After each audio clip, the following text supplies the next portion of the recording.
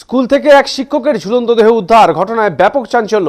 মৃতের নাম সৌরভ কুমার রায়, বাড়ি শিলিগুড়ি আশিগড় ফাঁড়ির অন্তর্গত বাদুরবাগান এলাকায়। জানা গিয়েছে, শিলিগুড়ি সংলগ্ন ফাঁড়াবাড়ি নেপালি বস্তি এলাকার ফাঁড়াবাড়ি স্পেশাল কেডার প্রাথমিক বিদ্যালয়ের শিক্ষক ছিলেন তিনি। প্রতিদিনের মতো মঙ্গলবার স্কুলে যান, এরপর আর বাড়ি ফেরেননি তিনি। এরপরই পরিবারের সদস্যরা বিভিন্ন জায়গায় খোঁজখবর নেওয়ার পর স্কুল কর্তৃপক্ষকে ফোন করে। পরবর্তীতে স্কুল কর্তৃপক্ষ জানায় স্কুলে কেউ নেই। ঘটনার পরই শিলিগুড়ি মেট্রোপলিটন পুলিশের আশিগড় ফাঁড়িতে লিখিত অভিযোগ করতে যান তার পরিবারের লোকেরা। সেখান থেকে তাদের আমবাড়ি ফাঁড়িতে যাওয়ার কথা বলা হয়। এদিকে পুলিশের তরফে শিক্ষকের মোবাইল ট্র্যাক করলে জানা যায় তার লোকেশন রয়েছে নেপাল বর্ডারের কাছে মেচি নদী ও পানি ট্যাঙ্কি সংলগ্ন এলাকায়। ঘটনায় কয়েক ঘন্টা পেরিয়ে যাওয়ার পর স্কুলের তরফে ফোন করে জানানো হয় স্কুলের একটি ঘর অন্ধকার অবস্থায় রয়েছে। তৎক্ষণাৎ সেখানে গিয়ে স্থানীয় বাসিন্দাদের ভিড় দেখতে পান তারা। পরবর্তীতে স্কুলের সেই ঘর থেকে এই শিক্ষকের ঝুলন্ত দেহ উদ্ধার হয়। পরিবারের অভিযোগ, শিক্ষককে খুন করা হয়েছে। স্কুলে পৌঁছানোর পর স্থানীয়রাও পরিবারের ওপর চড়াও হয় বলে অভিযোগ। ঘটনায় স্কুল কর্তৃপক্ষ স্থানীয়দের বিরুদ্ধে অভিযোগ করেন তারা। অন্যদিকে ঘটনার খবর পেয়েই ঘটনাস্থলে পুলিশ পৌঁছে পরিস্থিতি সামাল দেয়। এরপর মৃতদেহ উদ্ধার করে উত্তরবঙ্গ মেডিকেল কলেজ হাসপাতালে ময়নাতদন্তের জন্য পাঠানো হয়। যদিও এই বিষয়ে স্কুল কর্তৃপক্ষের বক্তব্য, শিক্ষকের পরিবার যে সমস্ত অভিযোগ করছেন তা সম্পূর্ণ মিথ্যে।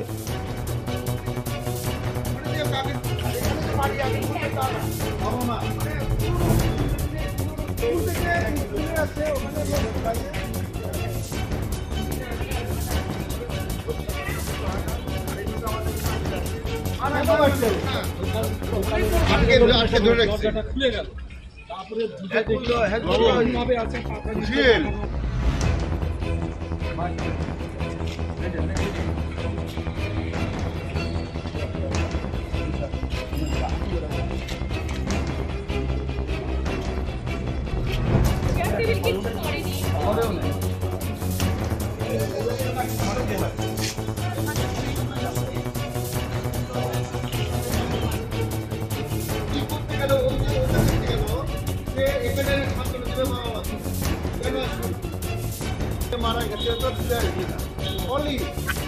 অলিকে তো আমাদের শান্তি রেখে একসঙ্গে এত বছর 7 বছর লোকটা ওই স্কুলে এই মাত্র টিচাররা আসলো, টিচাররা লাস্ট ফিনিশিং এ টিচাররা আসলো সারা দিন কালকে থেকে আসেনি, কালকে পরে তারপরে মরবে যাচ্ছে কি হচ্ছে না ওখানে গেছে, ওখানে যে কাকে এখানে যে বাড়ি আগে বাবা মা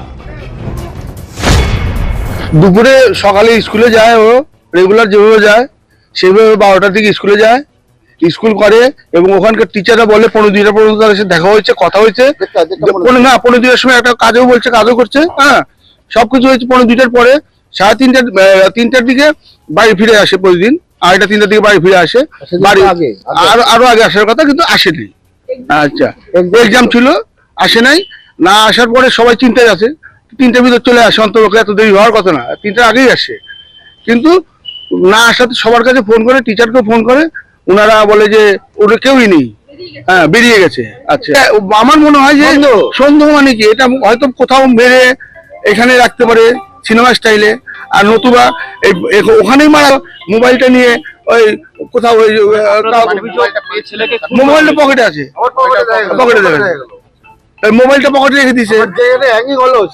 তারপরে যেখানে হ্যাঙ্গিং হচ্ছে তার ওখানে একটা রেলিং ছিল, রেলিং এর সাথে যেখানে দড়িটা ও মারা যাওয়ার কথাই না, এখানে যেটুকু ঝুলানো আছে মাপ দিলাম, দাঁড়াও পা বসে যাচ্ছে। পুলিশ আমাদের সাথে কোঅপারেট প্রথমে করে নেই, আচ্ছা তারপরে করছে। আমাদের বললো যে আপনারা বেরিয়ে যান, হ্যাঁ আমরা দেখছি। আজকে কি বললো পুলিশ? আজকে সহযোগিতা করেছে, বেরিয়ে যান আমরা দেখছি। সন্দেহ করছে, আমরা এটা সন্দেহ করা মানে কি যে নির্দিষ্ট কাউকে করতে পারছি না।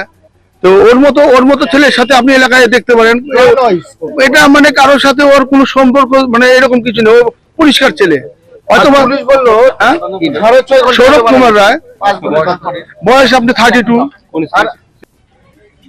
কি করতে গেল ওই যে ওটা দেখতে গেল, সে এখানে শান্তনু দেবে বাবা মাকে কেন আসলো, মারা গেছে তো ফিরে আসবে না।